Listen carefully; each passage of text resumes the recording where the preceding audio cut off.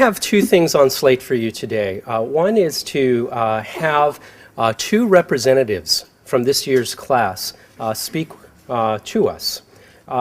We started this last year, and I think this is going to be something we'll continue doing. We asked the class of students to elect two students, one man, one woman, from the class who they feel represent the best of what the class has to offer in the given year. And as last year, we have two wonderful representatives who've chosen to deliver a tag team speech, which will be wonderful to watch and hear. And then after this, we've invited a guest who I will introduce. It's Anita Barker, who's the athletic director from Cal State University Chico. We're very happy and fortunate to have her, and I'll do a more formal introduction. But what I thought I'd do at this point is invite our two student representatives, Miss Katie Cavender and Mr. Abe Wehmiller. And we'll turn it over to you guys. Good afternoon. Actually wasn't a rhetorical statement, so good afternoon to everyone. Thank you. I want to start off by welcoming all our guests and by thanking everyone responsible for putting together this wonderful celebratory luncheon. It's really a nice way to end up our 8 weeks together. I also want to thank my colleagues for the opportunity to speak to you today, and three people I want to thank in particular. The first is Ms. Cavender, who when she suggested that we do this speech together, probably wasn't aware of my tendency for procrastination. The second is Mr. Gabriel over here, who from what I hear, reminded you all that on the day that you elected student speakers, that I would be returning to class even though I was absent that day. So again, Mr. Gabriel, thank you for that. Sure thing. And Mr. Johnson over here, who informed me later that very day during our weekly gathering at the RAM that I would be speaking today in a conversation that I remember going something like this. CJ said, "Hey, did you hear you're speaking at our final luncheon?" And I had actually seen it on my email earlier that day. And so I said, "Yeah, what's up with that? What am I supposed to talk about?" And CJ said, "I don't know. I'm just going to sit in the back and enjoy my food." We're just a very supportive group, if you haven't picked up on that already. Hi, everyone. I'd like to echo Abe's sentiments here and thank you all for allowing us to speak today. It's definitely humbling for us to stand before you in an attempt to dispense some pearls of insight regarding our summer together as a cohort. I admit it's really hard for me to believe it's been only 8 weeks here since we've all descended on this campus, and during the past few days in the Dom James Center, it's been exciting to look across this room and recognize where we've started and how far we've come. I know I've cherished the opportunities we've had to exchange, to question, and to build relationships with our faculty, our guest speakers, and with each other. I'm also reminded today of the hard work that remains to be done throughout the next several months and beyond as we develop and move toward our careers in leadership. So there are three things that I distinctly remember from the day we gathered in this very room for our orientation session just short of 2 months ago. The first is that it reminded me somewhat of the first day of school because we were all scared to talk to one another and chose instead to gaze out this window as if we were actually interested in the high school football camp that was going on down on the field. The second was the name game that forced us to talk to one another, especially the antics of the one WSU grad in our cohort who helped the Huskies among us get past his Cougar affiliation when he gave himself the moniker Jerry the Jockey. And the third thing I remember, which unlike the first two is actually somewhat relevant to our remarks here today, is the first piece of advice that our program director, Dr. Anthony, gave us on that day. Always remember, he said, that intercollegiate athletics are supposed to be fun. I left that day thinking about all the fun I've had with sports throughout my life, as an athlete, as a fan, and now as a coach. And when Katie and I began thinking about what to say to you here today, we thought about all the quote-unquote fun aspects of sport we've had a chance to study this summer. So join us, if you will, in a brief trip down memory lane. as we give you, with our apologies to David Letterman, the top 10 IAL program subjects we never knew could be so fun. We actually considered doing this in a PowerPoint format, but we decided at this point in the summer that wouldn't be our best option. Number 10, Title IX and the substantial proportionality gap. See how fun this can be? Number 9, athletic department budget cuts, auto accidents on team trips, field house construction delays, sexual scandals with coaches, and of course, Jimmy's Pizza. Number 8, not in my backyard. Number 7, for you, Frank, the assets, liabilities, and owner's equity of the Indiana University Little 500 bicycle race. Number 6, all of those cool and neato acronyms that Jim Reardon posed upon us, including NLI, COA, HBCU, NAIA, SAT, CLIC, GIA, MSI, HSI, ACT, GAP, and the NCAA, or the NCAA, or the NC2A. Those of you who reside down in Conabra Shell House will appreciate this one. Number 5 is the effect of shade on the hatching of salmon eggs. Number 4, the marketing mix: product, place, price, and promotion. Number 3, and I don't speak about this from personal knowledge because I unfortunately missed out on this, but the standard deviation of bowling scores. Number 2, pickup basketball, broken jaws, and the consent defense. See, we do remember stuff. And the number 1, the top fun thing that we learned about intercollegiate athletics this year in the IAL program: monster truck fumes as a way of crowd control.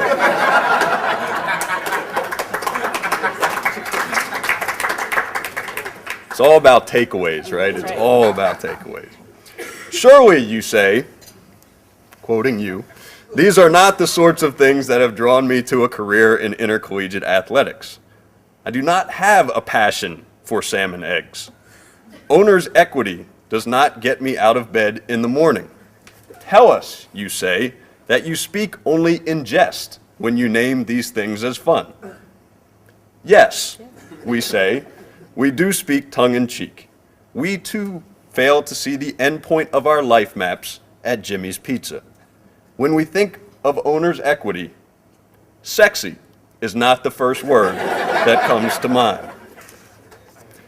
It got in there. Why then have we chosen to study these particular elements of intercollegiate athletics with such intensity? Why have we engaged in the discussions, written the papers, and taken the exam that tests our knowledge in these areas?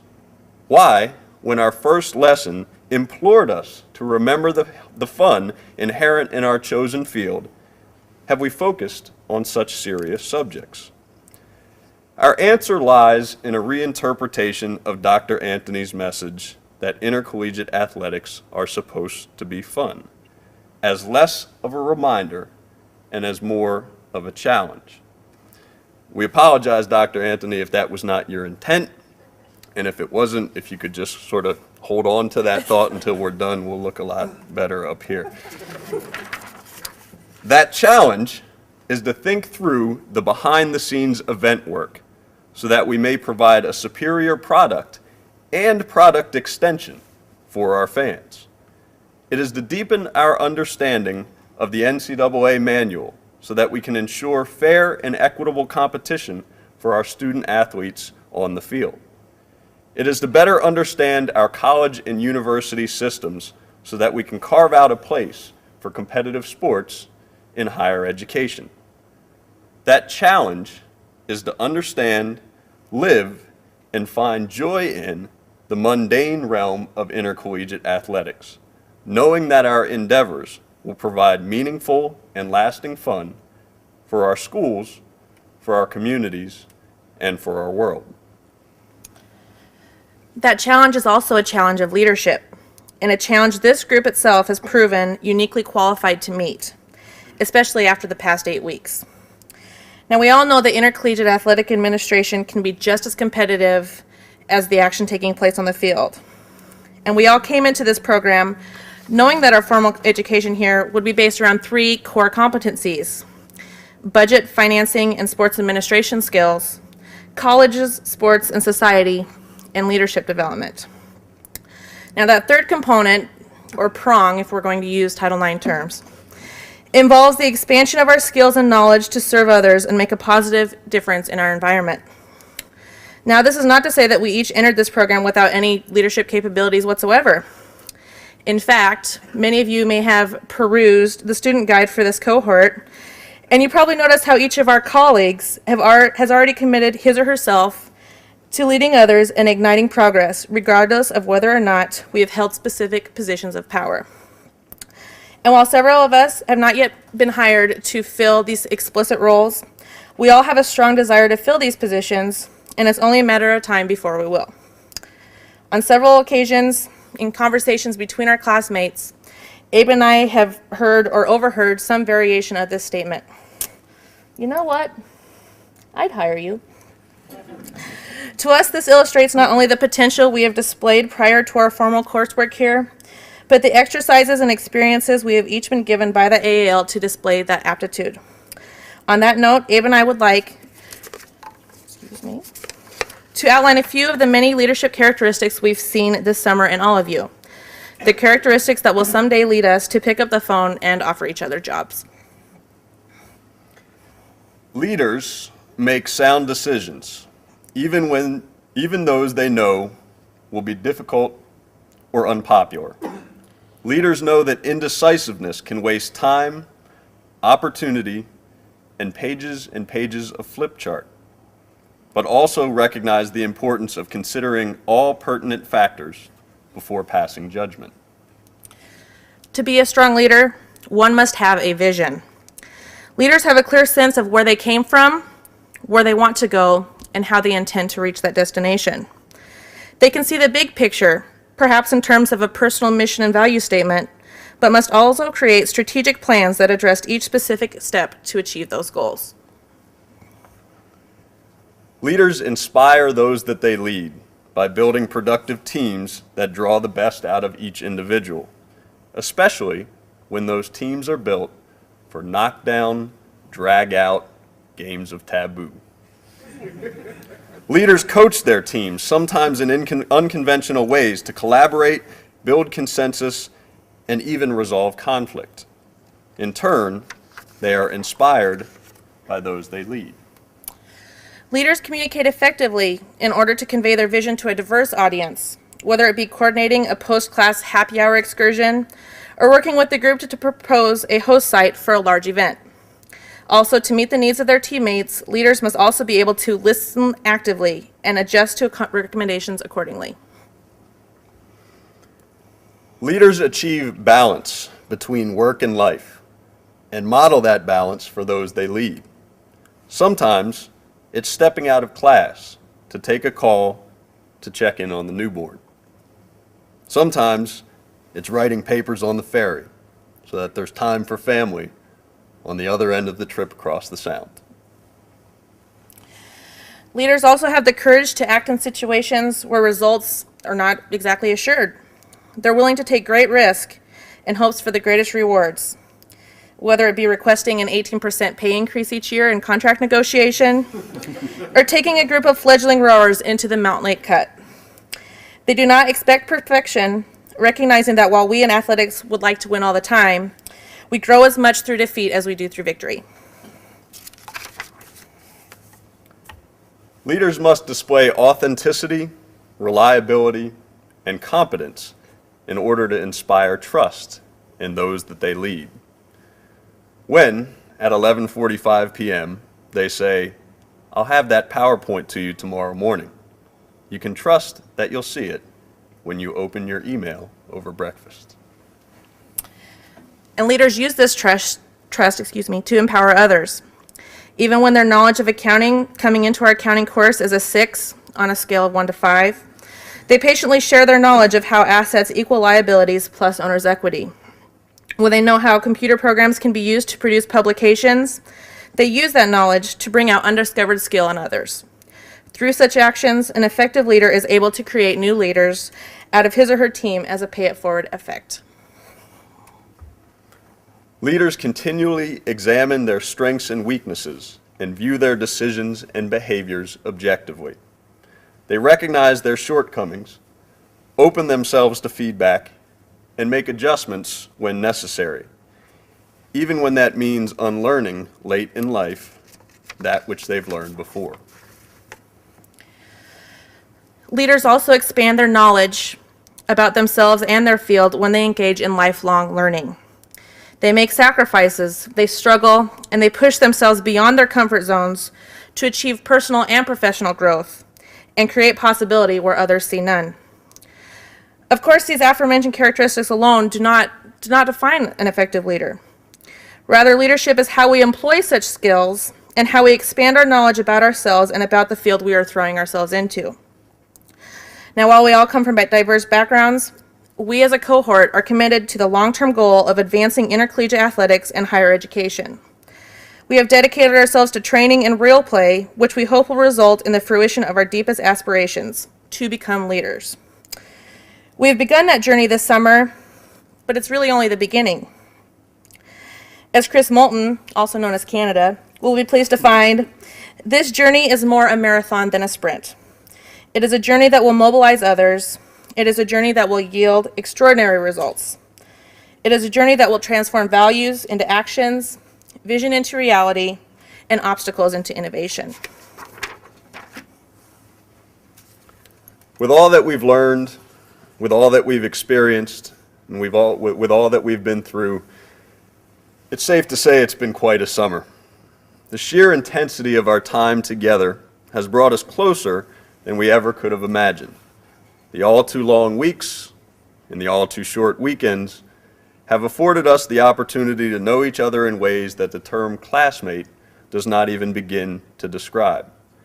As happy as we are to finish, there's a small part of us that will miss being together in Rose Auditorium on Monday morning. So as we close out the summer, let us remember another piece of advice Dr. Anthony gave us on our orientation day.